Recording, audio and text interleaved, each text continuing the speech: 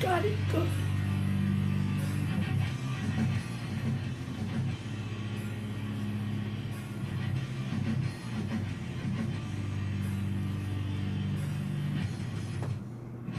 Are we live?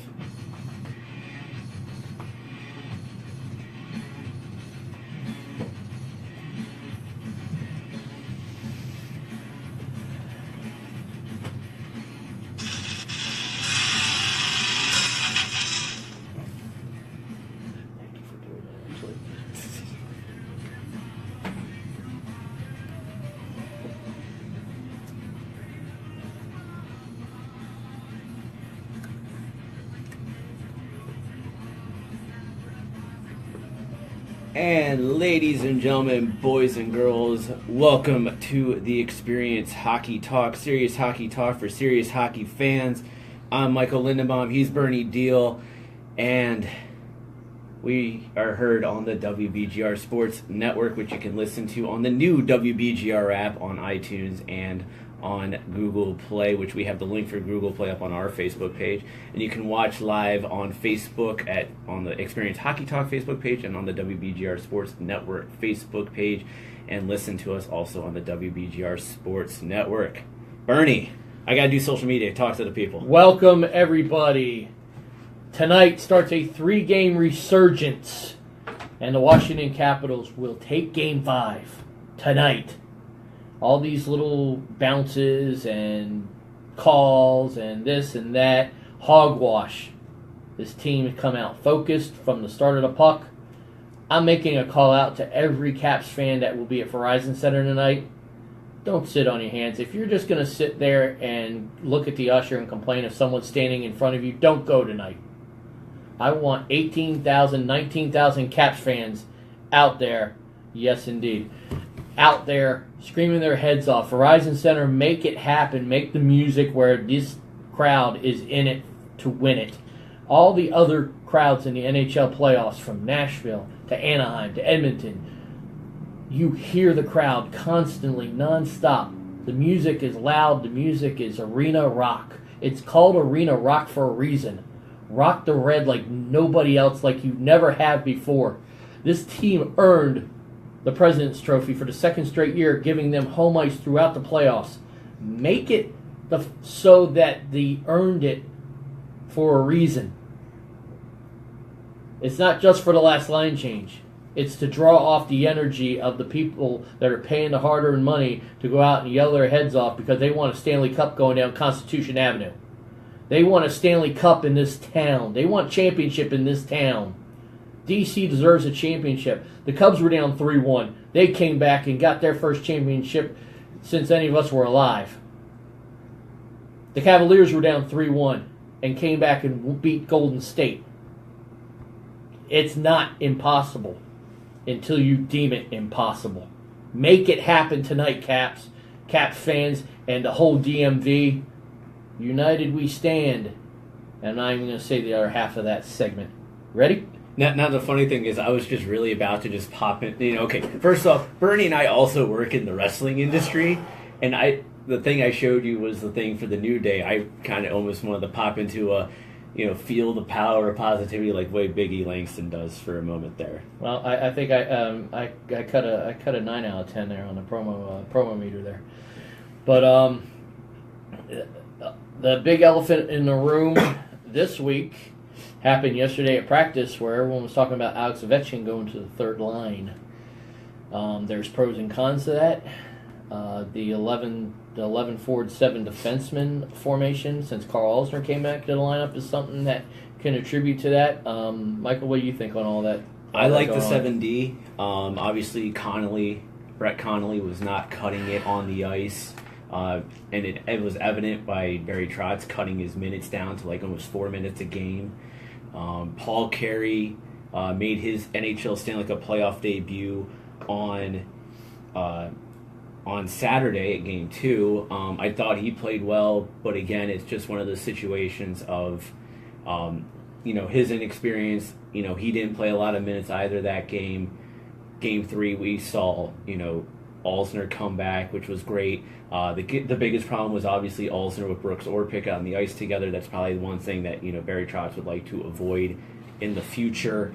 But overall, I thought it was the 70s a great thing. Especially, it's definitely panned out well for them when Niskanen got thrown out of game 3 for a play that even Sidney Crosby said, "Hey, no ill will towards Niskanen and Ovechkin. Things happen on the ice, especially when it happens really fast." Yeah, I mean, people were talking about being a hockey play. It's not a hockey play that you teach in hockey school. But people were saying it was a hockey play in the fact that it happens during the game so much. Like Crosby said, the slash by Ovechkin, everyone's saying it's like a Paul Bunyan lumberjack slash. There's a little slash to the elbow, and then the stick rode up, and also the legs connected as well. I mean, it was a very unfortunate play. I don't want to see Sidney Crosby out. I want the Capitals to beat this team at full strength. Granted, with Chris Letang being out for the playoffs, that's not going to happen. But all those D have been with them all year long, and they were there with them last year. So it's not like there's anything new about the Pittsburgh Penguins than last year, except Chris Letang was on the ice with them, not this year. And of course, ladies and gentlemen, because we are on Facebook Live, please feel free to ask us your questions on the Facebook Live feeds on both WBGR and Sports Network and on the Experience Hockey Talk. We will answer your questions. And, of course, a little later on in the show, we're going to have George Fusikis from Nova Caps back on the show. So if you have any questions for George, please feel free to ask questions for us to ask him via the Facebook Live feeds as well. I'm trying to post that in the WBGR Sports Network one, and it won't let me comment on the thing. So I'm trying to pay attention to both feeds at the same time. It's a little hard for me to do. So, yeah. But if you have questions, please ask us. We'll definitely answer them for you guys. Absolutely. We definitely want everyone to be involved in this. The Experience Hockey Talk is not just for me and Michael to talk for an hour. It's for everyone to get involved and learn the game of hockey. What are you talking about? This is totally about me talking about hockey for especially in the off-season. When we get to the off-season in June, July, and August, I mean, we're going to hopefully educate a lot of people about the game that aren't as educated about the game. I mean, we want this to be something more of a burgeoning to making hockey commonplace in Washington, D.C., and Northern Virginia, and Rockville. Erica, you got a shout out. I'm trying to I'm trying to comment and say hi, Erica, in the thing, but well, it's just like tablet doesn't want to work. Trying to figure out what role I have on the Experience Hockey Talk Facebook page. You're a moderator. I know. Moderators have good jobs. Exactly. You make sure that people aren't talking horrible things on the page. If you don't like a comment that's obviously very X-rated, you can delete the comment that's X-rated. Well, hockey isn't supposed to be X-rated unless someone's looks like unless Logan Couture, looking like Logan Couture in the dentist chair. That's X-rated. Yeah. But actually, I think we're going to be talking so much about the Caps. I almost want to get the NHL out of the way now. Yeah, and that's a great thing. Erica made me an admin. I'm a nice lady. We'll talk about it after the show. And then Richard goes slam Erica into the Okay, you need to get your referee shirt out for Erica and Richard after this show there, Michael. And I'm glad that, we having Richard and Erica having this little back and forth, and you bring up the referees. We have to talk about the Anaheim-Edmonton series real quick. This has been a disaster if you're an official, because we're going to only talk about Game 4 and Game 5. Game 4, which was in Edmonton, Anaheim won 4-3 in overtime. 3 of the Duck goals were all easily contested because the first goal that Anaheim got was goalie interference.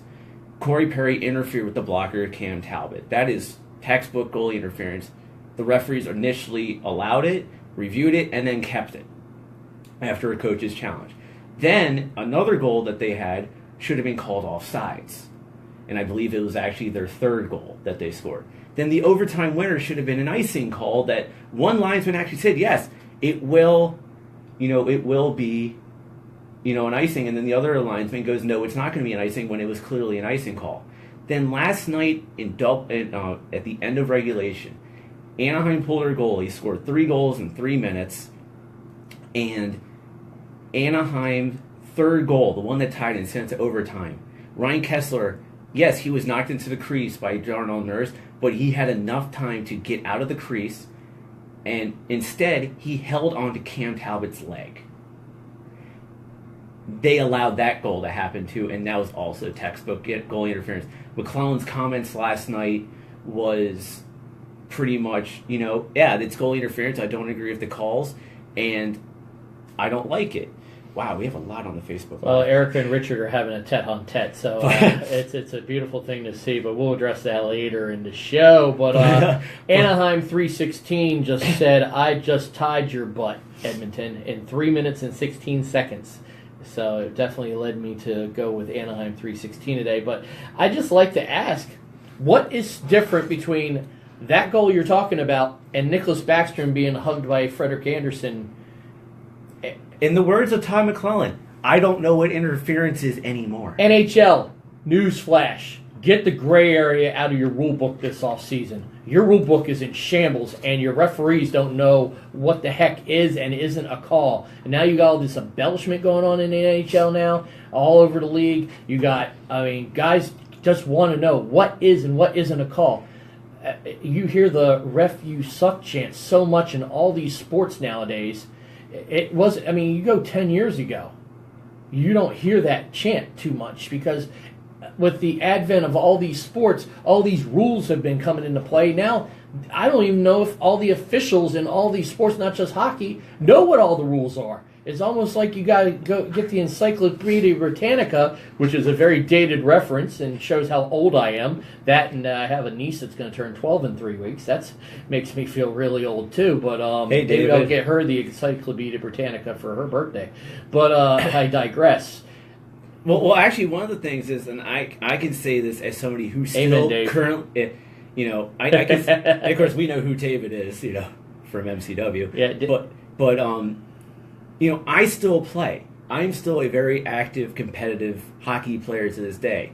And, I play in the DCHL and blah, blah, blah. But the thing is, it's not ice hockey. And blah, blah, blah. That was beautiful. But the thing is, though, is that, we still, a lot of our rules are based off the NHL rules, but our rules are more clear than the NHL rules are. I know that I can go into a DCHL game and stick check somebody and not be worried that I'm going to get called for a slashing penalty because a stick check is not a slash. I know that I can go onto the court and I know that if my blade goes above my shoulder, I'm going to get called for high sticking because most of the players in my league don't wear helmets. So, it's more...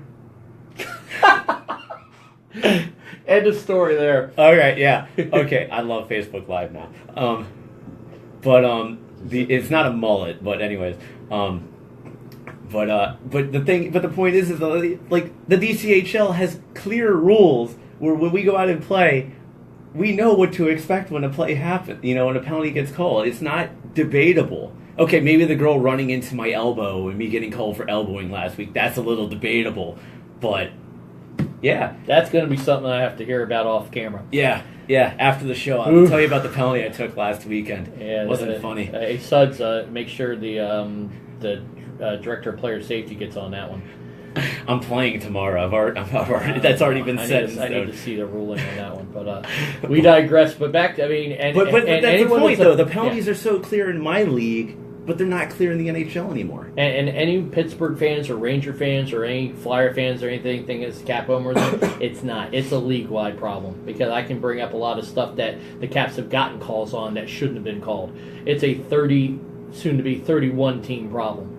This needs to be addressed. It needs to be addressed this offseason. There are very few competent officials in the league, and a lot of them, some of them I think are competent, but the rules are so gray that they have to make a decision on the fly or sit there for 20 minutes and look at the replay 100 times.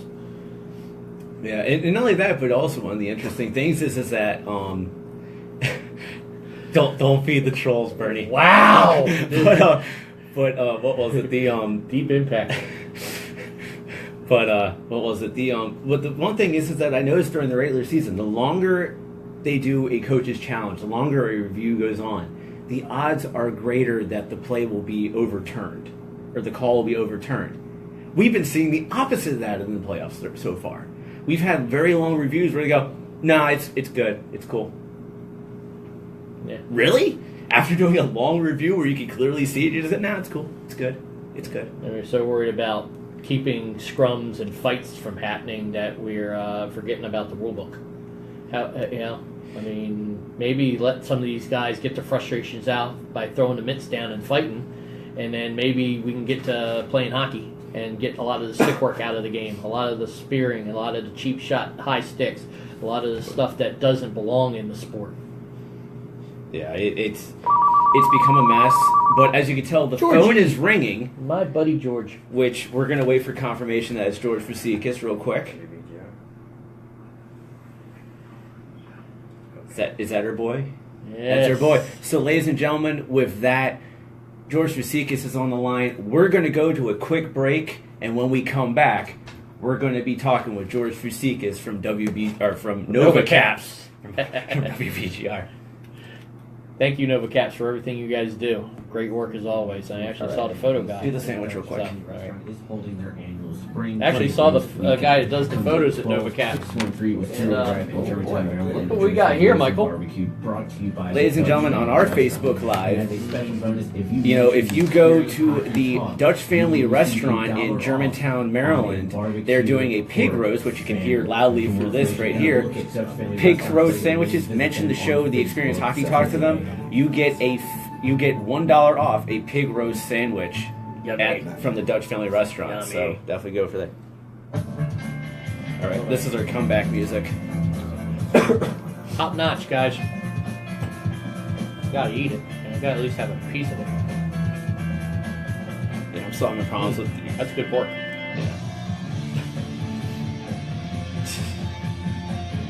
I think she's talking about the sandwich. Yes, the sandwich, Erica. The sandwich, Richard.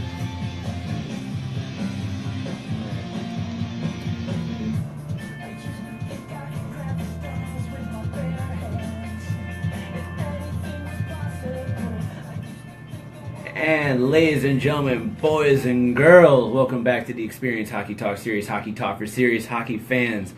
First off, before we get to George, we want to thank the bands Crimson Orchid and I Shine for the music that you listen to before the show starts and during commercial breaks. And without further ado, as you all saw just right now on the Facebook Live, we had the Pittsburgh Penguins versus the Washington Capitals graphic that is from Nova Caps. And without further ado, George Fusikis, welcome back to the show, my friend. Michael and Bernie, how are you guys doing today? Doing wonderful, George. It's to say every week is eventful in the National Hockey League is starting to become a broken record and a gross understatement, all wrapped into one. Would you concur with that? Well, with all the goaltender interference calls that you've been mentioning, yes, it's been highly eventful, and that was quite the game last night between Anaheim and Edmonton. I actually managed to stay up through the night, or should I say the early morning, and I stayed up and watched the miracle comeback from the Ducks. And while it's a bit controversial, it was quite impressive to say the least. I was right there with you, George. 2:52 a.m. when Corey Perry stuck it past Cam Talbot in overtime number 2. I was taking cat naps between the first and second overtime. I was dozing in the first overtime, but for some reason, when overtime hockey happens in the playoffs, I'd rather sacrifice by drinking a couple extra energy drinks during the day to get me through the day. Playoff overtime hockey, there's nothing like it, no matter what time of hour it happens. All right. Real quick, George, Richard Dixon, who's following us on Facebook Live, says hello to you, sir. Tell him I said hello. He can hear you. Yeah. But, I want to hop it over to the Washington Capitals. The Caps, after Game 2, they had a players-only meeting, and it really, got a lot of guys motivated. They go into Game 3, 7 defensemen, 11 forwards, ended up paying off in the long run because of Niskanen getting thrown out in the beginning of the game. What are your thoughts on, one, the 7D, 11 forward setup that now Trotz is going with? And do you agree with it being Connolly being out of lineup instead of Winnick? Because I know you've said some things about Daniel Winnick before. I think the Cats, I think it's probably okay for them to go 11 forward, 7D in this series just because the Penguins just have so much forward depth and they can score from every line. So it was kind of a blessing in disguise in a way that they did do that for Game 3, and it didn't hurt. It would have hurt them a lot more if they would have dressed 6 defensemen instead, and they would have probably had 5 defensemen bowling for, the majority of the game. So it was kind of a blessing in disguise that they actually did do it for that game. But as far as the lineup goes, I'm kind of surprised that Barry Trotz didn't insert Conley back into the lineup. I thought that maybe, maybe Andre Burakovsky or Dan Winnick might sit out a game or two somewhere down the stretch here, and maybe Brett Conley or Paul Carey might even get back into the lineup. So I feel that I think Barry Trotz is just going to go with his gut, and he's going to go with his instincts, and he's going to roll out the lines and the best players that are going to give him the best chance to win. So it's one of those things as a coach, you just go with sometimes your gut and your instincts. And Barry Trotz has been around for a long time. He's got so many wins under his belt, and I think he's got a pretty good grasp on the lineup decisions and stuff like that. So I feel the Cats should probably stick with what they're doing right now and kind of stay the same. But it would probably not hurt if they change maybe somewhere down the line if they do go further and get past tonight. Arguably, George, the best period they played in the playoffs last year was that Game 6 third period when they threw the lines into a blender, came back from 3-0 down, forced overtime. Then Barry Trotz put the lines back together that weren't working, and we saw what happened in overtime of Game 6. There's pros and cons to the 11-7. I definitely agree with you on that. You and I are both on the Winnick train about him going into the press box station. Connolly, this team prided itself all season long of being a 4-line hockey team. It's almost like it completely loses its identity when it doesn't score first, and it didn't. It happened more times than not this year that they scored first and was able to impose their will on teams to go from 1-0 to 2-0. My question is, with 12-6, 11-7, whatever, how imperative is it tonight after the Kentucky Derby when this puck is dropped at Verizon Center at 7:15 that first goal is scored by a guy in a red sweater? Oh, it's very important. I mean, when you score the first goal of the game, you can tend to set the tone for how the rest of the game is going to go. And the Capitals need to go into tonight. This is their Game 7. You can't. It's one of those things where they have to have the mentality. It's not Game 5 tonight is Game 7 for them. If they don't win tonight, they're done. It's over with. And they have to think that mentality in order to get to an eventual Game 7. The next 2 games for them, if they advance, these are Game 7s for them. And scoring the first goal of the series is very important. And the main thing it does, too, is that it gets the crowd into the game. It keeps the crowd alive. And as we all know, DC has one of the liveliest crowds for the playoffs, and that's an advantage.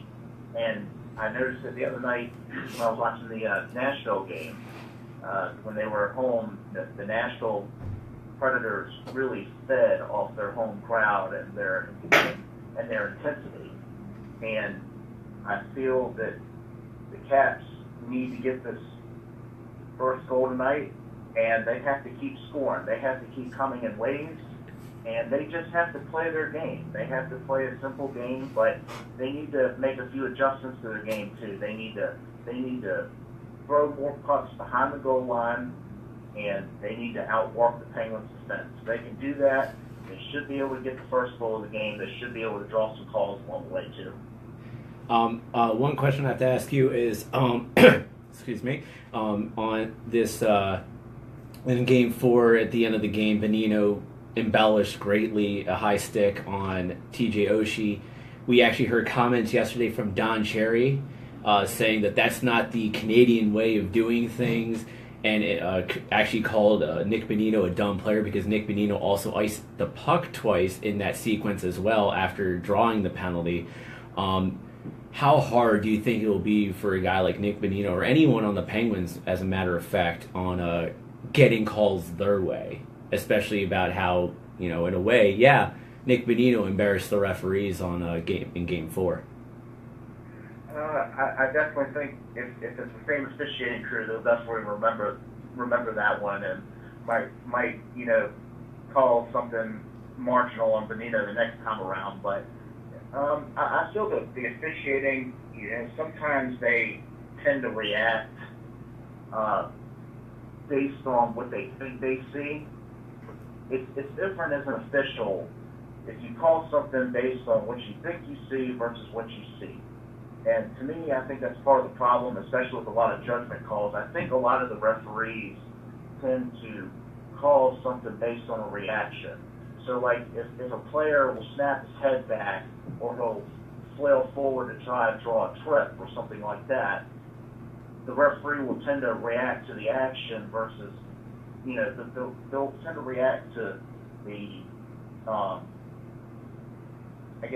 the motion, if you will, instead of what they actually see. And I feel that that's part of the problem, and I think that that's something that the NHL does need to address with their referees. They need to call what they see versus what they think they see, because to me there's a big difference between calling something that you see what's going on versus what you think you see. It almost feels like the game's gotten too fast for these guys, George, and some of these guys are really good at what they do, and granted, especially like the Niskanen play, you have to make a judgment call ice level. A lot of people, we see all this stuff from TV cameras and high angles and everything like that. They have to make that split decision. And to your point, I completely agree with you. There's a lot of assumption on calls. I stray away from hockey real quick. I see in the basketball playoffs, these referees won't call a foul until they see if the shot's made or not. Sometimes it's remarkable that we aren't calling the play when the play happens. You have to be 100% sure, and that's why we're talking about replay maybe coming into play with high sticks. Craig Laughlin's been a big proponent on that. I've been saying it for a year, at least a year and a half, 2 years, to bring, all high sticking calls should be part of the replay process to make sure that the stick actually hit the face, because that's technically what high sticking is all about. Even with last year, with the Bonino on Oshie, Oshie gets slashed, he snaps his head back, Bonino get a high sticking penalty. Ironically enough, it's the same referee in both instances, Steve Kazari, one of those guys that are in my referee hell, like Frederick Leclerc and some of those other donkeys. But enough about the striped shirts. I think we've given too much credit to them already. Game 5 is tonight. Personally, I like to see Wilson, Ovechkin, and Eller start the game and just be a 1 minute and 15-second wrecking crew. And like you said, get this crowd going, because at times the crowd is electric, but at times you could drop a pin in that place and you could probably hear it drop, and Goat would pick it up and say, "Let's go Caps." But Game 5 tonight, with the way the lineup's all setting up, what's your keys to the game, George? I think the key to the game is for the Caps to just play simple hockey and to stay disciplined. They need to avoid taking the offensive zone penalties, which they did in the previous game. They need to get pucks in behind the goal line, and they need to work the Penguins' defense out. There's been too many times in the playoffs where the Capitals have tried to play the half-wall game and tried to play along the boards too much. They need to work behind the goal line. They need to work in front of the net, and that's where the Bulls are not going to be pretty. They need to crash the net. They need to get second and third opportunities in front of the net, and if you just throw simple pucks at the net like what Jake Gensel did the other night, you might be able to create your own luck. You might get a goal off a defenseman's skate. No, sorry to Orlov on that one, but he kind of created his own luck by just throwing the puck kind of towards the middle, and they got the bounce they needed. And I feel the Capitals need to do more plays like that. They need to throw more pucks at the net, and they will get those bounces. But in the same breath, they can't be predictable. They need to shy away more from the point shots, or they need to use more pump fakes, especially since the Penguins are blocking a lot of shots. They need to simplify things, and they need to get pucks more towards the middle of the ice. And they should be able to break the Penguins down if they're able to do that. All right, real quick, I just want to throw this out there to the people watching on Facebook Live. Please keep your comments and questions appropriate, please. Also, I don't like pineapple, and Bernie, I don't know if you drink Molson or not. I don't drink at all. And no, we are not asking about AIDS. That's very inappropriate. So stop doing that, guys. Let's keep it appropriate, please. Now, we've talked about Penn's caps. Sorry about that, George. I had to address that real quick. Now, I want to shift the focus. There's big news out of Las Vegas this past week. They signed Vadim Shipachyov from the KHL. He is now the second player in the history of the franchise. What type of impact do you think Shipachyov will make in the NHL, being that this will be his first time in the NHL? Or do you think he's just doing it for the money, being how he signed a 2-year, $9 million contract? Well, I can honestly say I don't know much about him, but what I do know is that he was a pretty legitimate goal scorer in the KHL. So obviously, I think Las Vegas is trying to find some goal scoring from other places. Obviously, they want to come out and they want to have an entertaining team for their first ever team. So I believe this player they signed, he played a little bit with Ilya Kovalchuk over in the KHL, and as we all know, Ilya Kovalchuk was one of the most dynamic goal scorers when he was playing in the NHL. So I don't know if this could possibly set off a chain of events. Maybe if Ilya Kovalchuk does return to the NHL, which has been a rumor over the past few weeks, maybe Ilya Kovalchuk, maybe he might get moved to maybe he might actually play for the Las Vegas team. So this is probably it's a safe move for Las Vegas. It's a short-term deal, and if they get a guy that can come in and contribute 20 to 25 goals for them, I'd say it's a pretty reasonable, good deal for them. I'd like to see them let him wear 87. That'd be pretty nice to see someone else wearing 87 in the league. Someone that Caps fans might actually watch a little more than the other 87. Like we talked about, I think the last time you were here, Travis Green, new coach at Vancouver Canucks. I know you're big with the Canucks and all. I think with him in Utica, like you mentioned, with the Utica presence, similar to like the Caps with Bruce Boudreau and other teams bringing up their minor league, Mike Sullivan right now with the Penguins. Do you think Travis Green could have that similar effect with a young Vancouver Canuck team building for the future?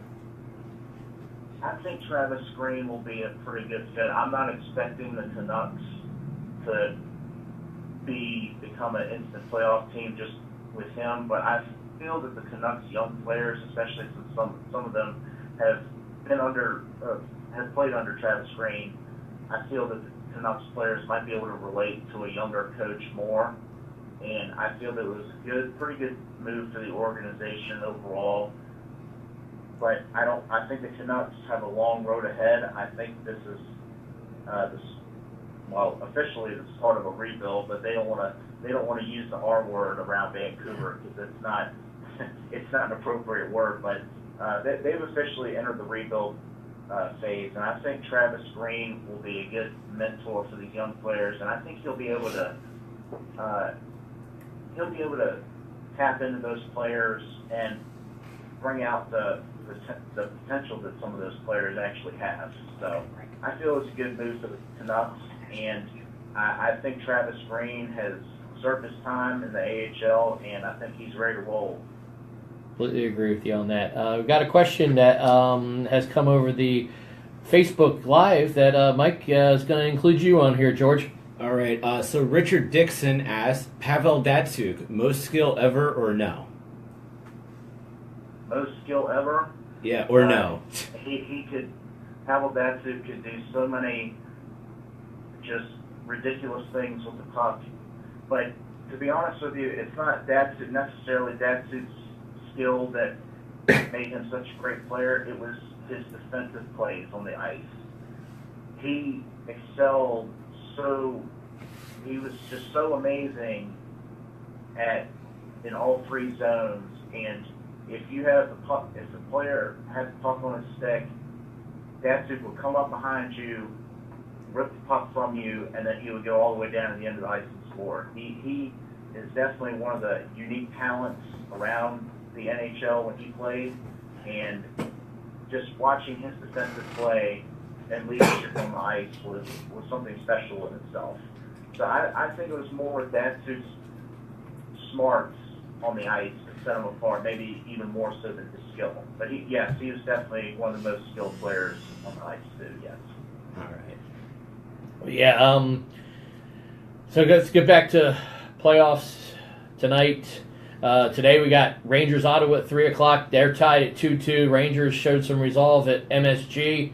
I think Datsuk is one of the best two-way players ever to play the game of hockey. I agree with you completely on that, George.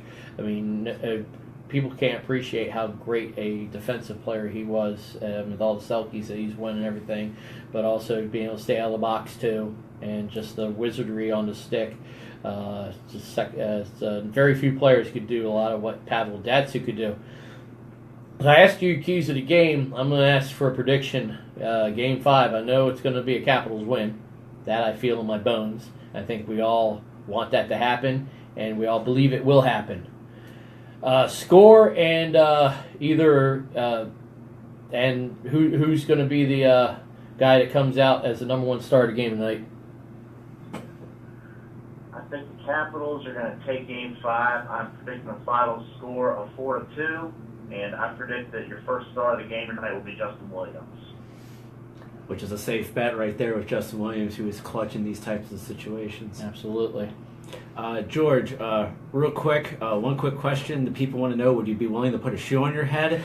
And the second question is the more serious question of where can the people find you in Nova Caps? What was the first part? Would you put it? don't even distinguish that one, George. It's an ongoing joke now the last few weeks on the Experience Hockey Talk Facebook page live stream of people wanting us to put shoes on heads. So, so would you put a shoe on your head? And two, where can the people find you in Nova Caps? Sure, I will have to definitely try that sometime. Yes. Everyone can find me on my Twitter at CanuckStem56 with Nova Caps. You can find us on our website, NovaCaps.com. We also have a Facebook page at Nova Caps. We also have Twitter at Nova_Caps and Instagram also at Nova_Caps. Hey, George, real quick, I definitely appreciate you guys. Your site is first rate, spot on. Julie's stuff about the Hershey Bears, especially going on to the second round, and also with John Sorensen. I actually think I saw your photo guy down at Kettler yesterday. I didn't realize you were your photo guy until I looked up the article and saw his picture. I was like, oh, that's him. Okay. So, but first rate work all the way through on that site of yours, George. Definitely keep up the great work. Thank you. All right, ladies and gentlemen, with that, we are going. Ladies and gentlemen, you can't see it on camera, but our social media guy and the other administrators of the Experience Hockey Talk is putting his shoe on his head right now. So that has been done. Next, but I think the people want it on camera. Take our word for it. But with that, we're going to go to commercial break, and when we come back, we'll have more serious hockey talk for serious hockey fans. Yeah, commercial. Boys and girls Thursday. All right, hey, Facebook Live. Dutch Family Restaurant. I'm going to give the other sandwich some love. This is from our sponsors at Dutch Family Market, and if you go today and you mention the Experience Hockey Talk, you will receive $1 off one of these bad boys. Barbecued pork beautiness. And it actually tastes pretty good. I actually should show you that I'm going to taste it. I can't say anything about it. You too, Richard. Thanks for all your support today, even with the shoe on Dixon's head. That's some pretty good pork and some pretty good barbecue, guys. Check this out. Like I said, it's in Germantown, Dutch Family Market. I think it's only open till 3 today. Yep, only open till 3 today. It's very unique hours because it's open when the Dutch Market's open up in Germantown. First rate stuff. I looked at the menu yesterday. I think I might be paying them a visit to breakfast one day. I get breakfast all the time. Hopefully they know who their star power's coming. So, oh, there we go. There's our music. Thanks, guys.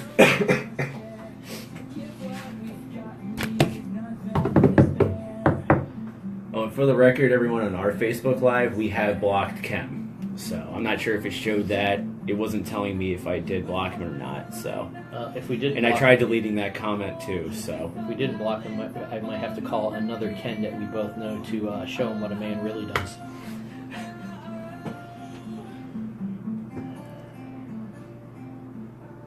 And ladies and gentlemen, boys and girls, welcome back to the Experience Hockey Talk, serious hockey talk for serious hockey fans. And first off, we want to thank everyone that's following us on Facebook Live. We have a very lively conversation going on Facebook Live. And just to get it out of the way, the people have been asking. They've been nice about it. Here's your shoe on head. Careful. Hey, okay, there we go. All right, 1001. All right. Okay. Now get the shoe back on the foot. That's like 2 feet in bounds. They touched. It's on. It's good. Let's go. It's time. All right, Jolene, we did the shoe on head. There it is. It's good. And I enjoyed part of the sandwich. I'm going to enjoy the rest of the sandwich on my drive, Richard. That is for sure. But, Michael, I Yes, almost ma'am. feel like I need to punch you for that for that comment. And we need to get out our doctor's bags and our prescription notebooks and get this train back on the rails for tonight. Game 5, Caps, Pens. Mike, the floor is yours, Coach Lindenbaum. What are we doing to get this thing going where we can win 3 straight games and go to the next round? Face-offs. Number 1, face-offs. If you don't win face-offs, especially in your own zone or in the offensive zone, you don't create puck possession right off the bat. So the biggest thing, they're doing good in a couple games where they're winning face-offs, but there's not, they didn't do it enough in the last game. And I think one thing, and I completely forgot to ask George this when we had him on, was do you think, with Niskanen being, somewhat remorseful for what happened to Crosby, do you think that could have, that remorse got throughout the entire locker room? Now that Crosby's, absolved Ovechkin and Niskanen of, that what happened with the hit, saying, hey, it was a hockey play, things happen fast, does that, clear Matt Niskanen's head a bit? Does clearing, because that does carry in the locker room. One guy carries a big weight on their shoulders. It carries and you feel it off of that guy. You feel it, and then you start feeling it. And, so positive vibes in that locker room. They need to have more positive vibes. Definitely. But definitely face-offs is the key thing. You need to win face-offs, especially in defensive, offensive zone face-offs, because that's how you create puck possession. That is something that has hurt the Washington Capitals quite a bit in these playoffs, is not to not win, and you need to do that. And Richard, real quick, the phone number to call in is 301-429-9247. We probably won't get the calls this week. If I get them next week. And Michael, thanks for a quick segue. Before I completely forgot, before we got into the Caps Pens, you don't do ice hockey in Australia? Well, you might want to tune into the Hershey Bears in the second round with the little Aussie Nathan Walker doing some damage for the Hershey Bears. They play tonight, Game 1 against Providence Bruins at Giant Center. They won in 5 grueling games against Lehigh Valley, where the road team won all 5 games in that series. So we got Providence Bruins and Hershey Bears at Giant Center tonight, and Nathan Walker proudly representing the Australian hockey fan base.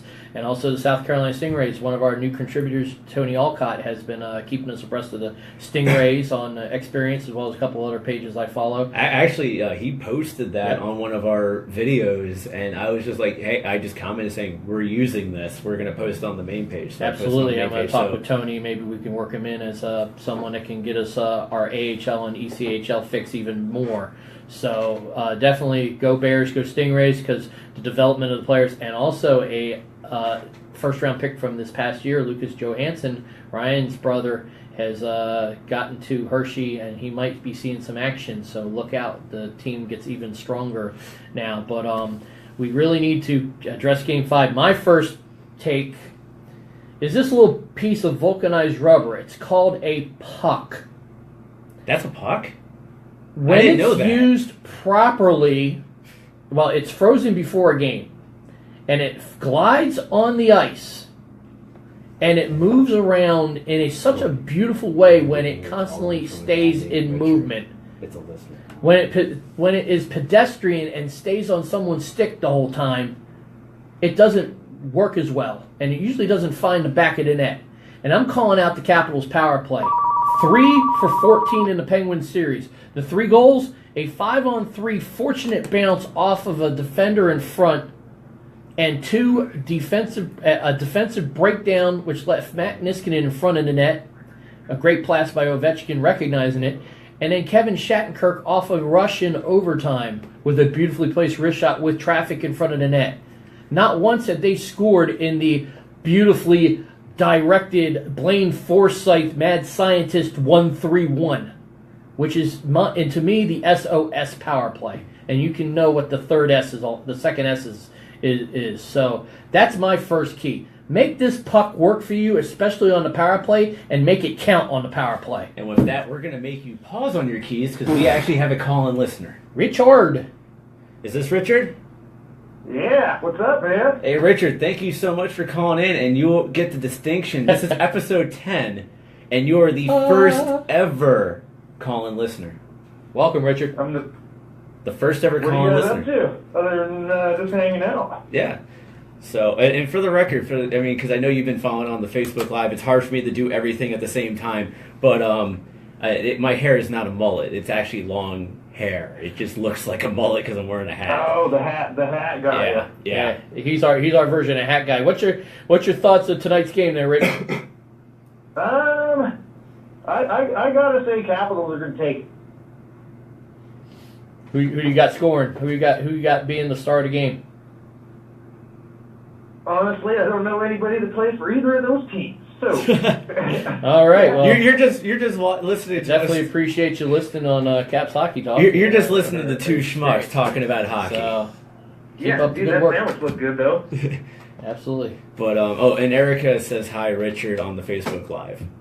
Well, hello, Erica. But so you got any questions for us that you want to ask us to answer on the show? Besides shoe on head, we always know about shoe on head. No, thanks for the shoe on head. That was awesome. We try to please. Hey, no, you guys have been good sports today. This is the second time we've had to put a shoe on my head on the show? At least the second, maybe the third. I lost count because trying to stay on point with Hockey Talk. So. But any questions from you, Richard? No, I just wanted to call and say hi, and I just got dressed, so because I actually have things to do today, so I should probably get going. But All right. I'll watch the game later, and I'll follow you guys. All right. Well, thank you so much, Richard, Tell your for calling friends. in, and like the Facebook page and get all your friends to like it as well, man. I will. All right. Thanks, Thank you Richard. very much. Bye. Well, that was fun. all right, first caller. He didn't know anybody on either team, so that definitely we've built a foundation to For the record, grow on from there. But we're just gonna do this. truthfully, we appreciate everyone listening. Here whether you go. This is who's on the Pittsburgh Penguins. Yeah. Not that, for those who like Pittsburgh, and You then need- that's the Washington Capitals. you My need bad. extra glasses for And those. then that's the Pittsburgh Penguins. So there you go.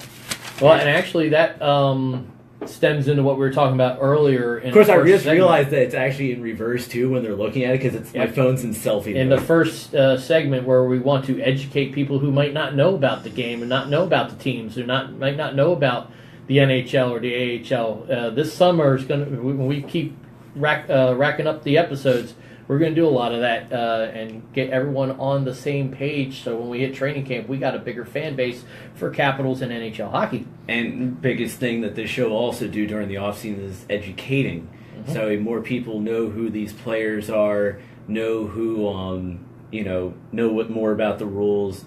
I'm actually about to become the host of an actual hockey TV show for the actual hockey league that I play in. That's lesson one, Richard. That's a puck. So it'll be very interesting to have that this offseason to do because most hockey stuff will just stop and we're going to keep going. So I think it'll be a great opportunity to do a lot of education All right. for the game of hockey because I love the game and I want to grow it. And that's one of the biggest points of this show Absolutely. is to grow the game of hockey. Let's jump back into Serious Matters, Game 5, 7:15 Verizon Center. Dr. Lindenbaum, you are up next. Well, no, I already did my You Dr. did Lindenbaum face-offs? stuff. All right, well, guess yeah, what? I did face-offs and I just a have- positive I've attitude. been- You did your first key, which was Yep. the puck. Well, here And is then- my biggest thing, and this is a long-term thing, and I've been holding on to this, and I almost called in, when I did a couple radio hits earlier in the week, I almost did this, but I saved it for today, Saved it for our show. this show. The show. Capitals kryptonite has been around for 8 years. His name is Jacques Martin.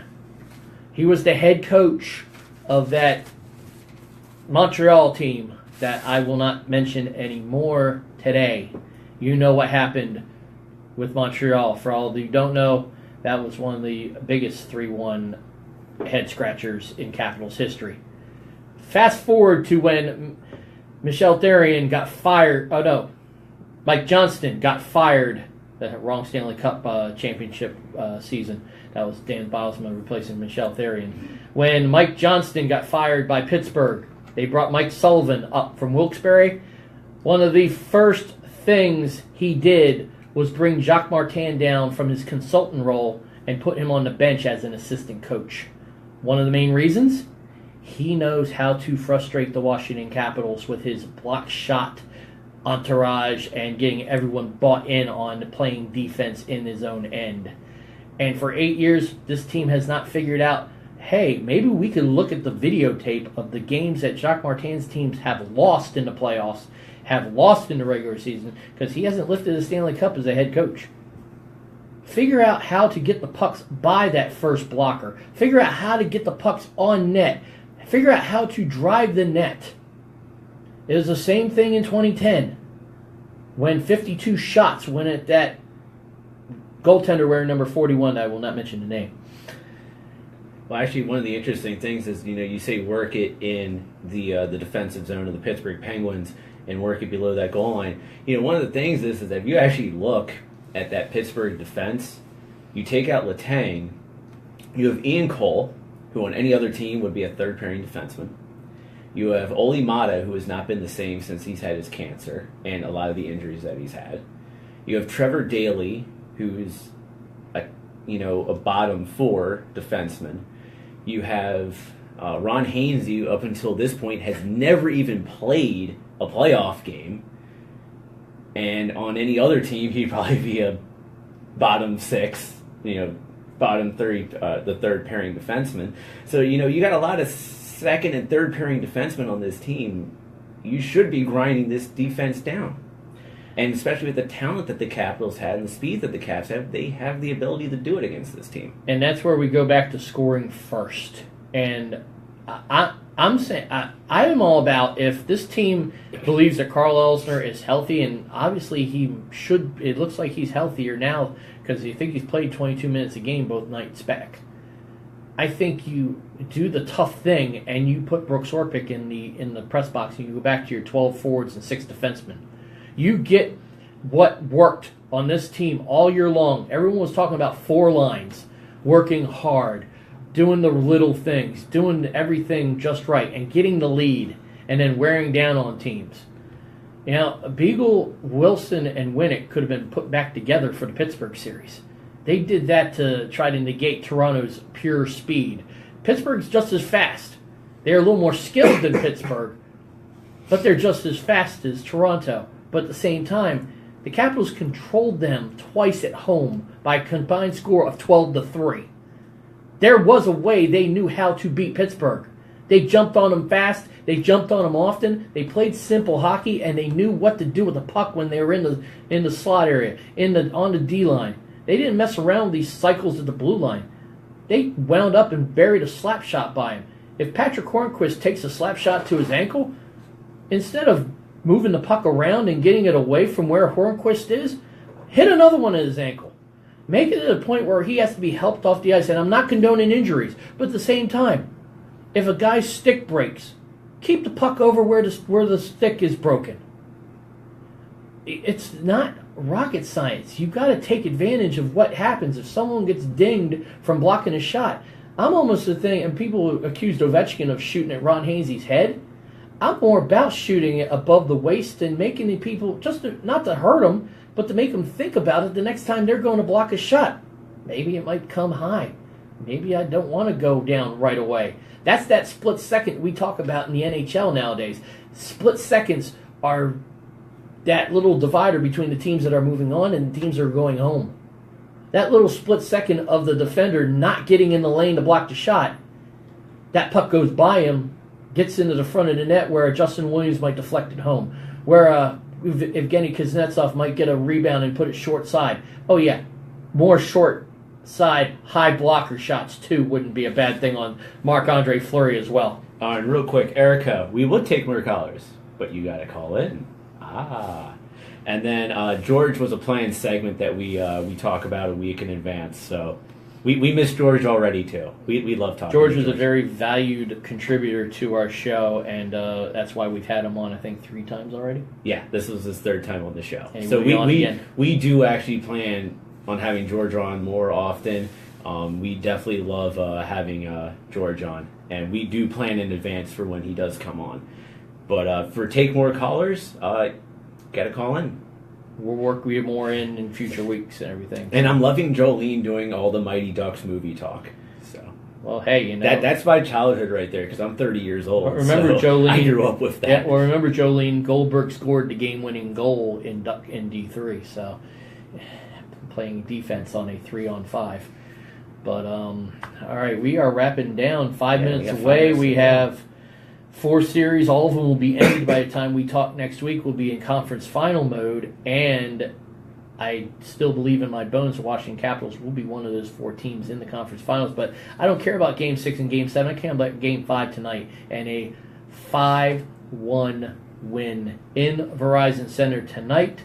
The Great 8 will dent the twine, and I think we finally see maybe a Lars Eller on the score sheet or a Jay Beagle on the score sheet, even though I more and more think that Jay Beagle is not 100% because he's losing a lot of key draws, and it's just not Jay Beagle that we've seen in playoffs past. But I think tonight they score the first goal and they pour it on, and Caps fans, get on your feet and stay on your feet. Ushers, if someone is sitting on their butt and wants someone to sit down tonight, disregard that. If you're going to sit on your butt for 60 minutes at Verizon Center tonight, don't go. I want 18,000 people standing the whole game if possible. Well, if I'm there, I'm going to be writing notes and doing stuff for our show. So I have an excuse. I'm working. But I think, I'm going to do a quick rundown. I think Nashville closes the series against the St. Louis Blues. I think unless Edmonton can find a way to rally, this is Anaheim's series against the Edmonton Oilers. I hope Ottawa gets back into it. The Rangers have roared back with 2 consecutive 4-1 wins over the Ottawa Senators and has seemed to really started using Erik Karlsson as a weakness now on that team, which is why it was a big mistake for him to announce that he had 2 hairline fractures in his foot before the start of the 2nd round. And I believe that the Washington Capitals can come back and win in 7, but like what Bernie said, focus on tonight, start with tonight, and keep that positive mental attitude. Chant, let's go Caps instead of who cares after an opposing team goal is scored. Chant, CAPS, Caps after a goal has been announced. Make it all positive. Make it where you are supporting the team. And I know some people are going, man, why are they always talking about the Caps? Because we're in the DC area. That's why we're always talking about the Caps right here. So I think there's going to be 3 Game 7s. I think Nashville's going to be the only team that ends it in 6 tomorrow in Nashville. I think all the other ones will go 7. I think Anaheim will win on home ice in Game 7. I think the Capitals will win on home ice in Game 7.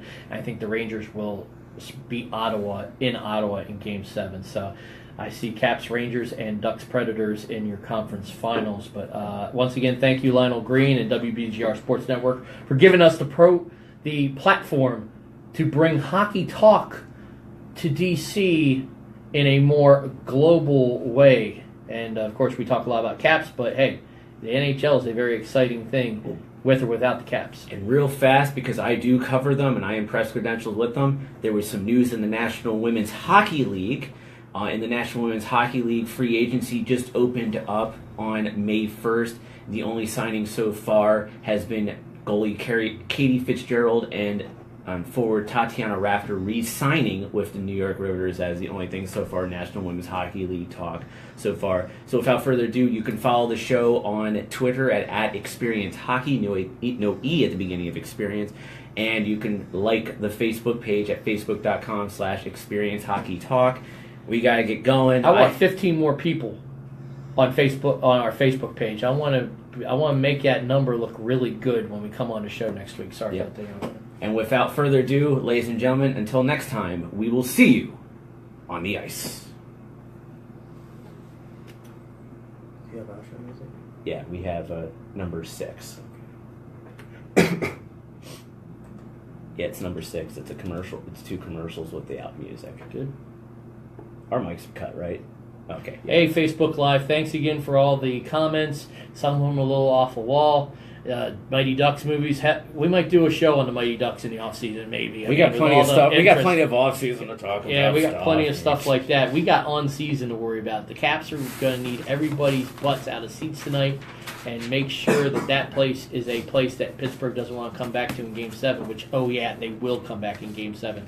So thanks for all the support, Michael. With his vision of starting the podcast over a year ago, and now we're almost 2 years. Yeah, 2 years. Yeah, This was my 80th episode doing this show. Bang, and 10th on the radio, 80 as a overall. So we appreciate everyone on Facebook Live. We're going to sign off. I guess you're going to sign off. You're going to sign off whatever you need to say. And then also, real quick, somebody asked the question in the very beginning of the show. I wasn't going to answer it on the show, but somebody asked if I was single.